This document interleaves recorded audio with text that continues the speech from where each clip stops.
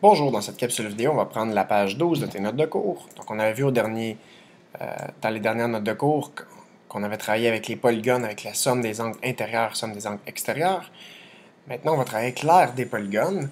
Donc, l'aire d'un polygone, c'est la mesure d'une surface qui est délimitée par une figure, puis on exprime l'aire d'une figure en unités carrées. Donc, par exemple, le périmètre, ça va être en unités, donc c'est la mesure du contour, mais l'aire, c'est une surface, donc c'est en unités carrées. Par exemple, des kilomètres carrés, hectomètres carrés, décamètres carrés, mètres carrés, décimètres carrés, centimètres carrés et millimètres carrés. Donc les mêmes unités qu'on connaît, mais au carré. Et là, on va voir trois polygones avec leurs aires, donc l'aire du carré, l'aire du rectangle et l'aire du triangle. Pour trouver l'aire du carré, ça revient à calculer la formule d'aire, c'est côté fois côté. Donc, pour trouver l'aire du carré, il faut d'abord toujours écrire cette formule-là. A est égal à C fois C.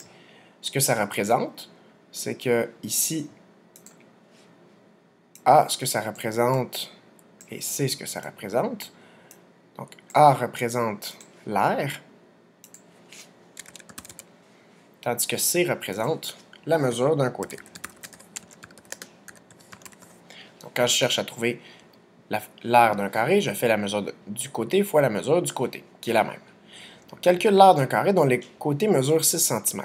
Donc, j'écris toujours qu'est-ce que je calcule. Donc, étape 1, je calcule l'aire du carré. J'écris la formule, A est égal à C fois C. Je remplace, A est égal à 6 fois 6. Puis j'écris la réponse, A est égal à 36 cm². Donc, 1 cm². Est-ce que j'ai l'exposant? Non. Donc, je vais le rajouter à la main. Donc, 36 cm².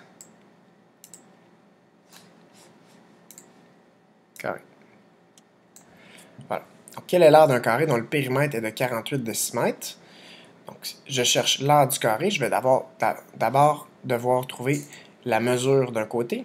Donc, étape 1, mesure d'un côté. Donc, si je connais le périmètre, qui est de 48 décimètres, pour trouver la mesure d'un côté, je vais diviser par 4, puisque le carré est formé de 4 mesures de côté isométriques. Donc, 48 divisé par 4 va être égal à 12 décimètres. Donc, c'est la mesure d'un côté. Et ensuite, pour trouver, en étape 2, l'aire du carré, j'écris la formule toujours en premier. A est égal à C fois C. Je remplace. A est égal à 12 fois 12. Puis, je calcule. A est égal à 144 décimètres carrés. Et je fais ressortir chacune de mes étapes en les encadrant ou en les surlignant. Pour le premier aussi. Voilà. Voilà comment on calcule l'aire d'un carré, et on doit toujours identifier le calcul, écrire la formule, remplacer, puis calculer. Si on continue maintenant avec l'aire du rectangle. Donc, pour trouver l'aire du rectangle, si j'ai ici la base et la hauteur, tu as probablement vu au primaire longueur et largeur, c'est le même principe. Donc, pour trouver la formule de l'aire du rectangle, pour trouver l'aire, c'est la base fois la hauteur. Donc, on va l'identifier ça justement.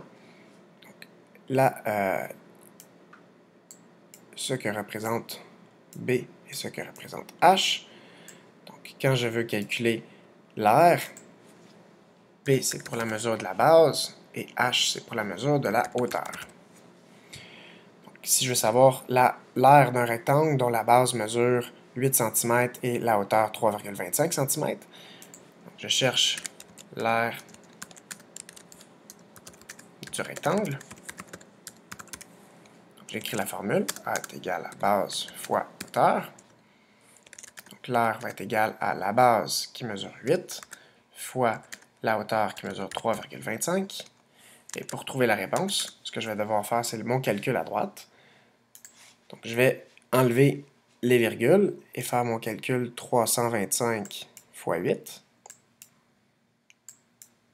Donc, j'ai d'abord deux chiffres après la virgule. Je vais faire mon calcul comme s'il n'y avait pas de virgule, et après, je vais replacer la virgule pour avoir deux chiffres après la virgule. Donc, 5 fois 8, 40.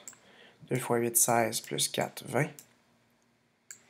3 fois 8, 24, plus 2, 26, ce qui me fait 2600.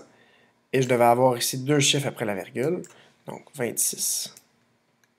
Et ce sont des unités carrées. Ici, ça va être des centimètres par des centimètres. Ça va me donner des centimètres carrés. Voilà.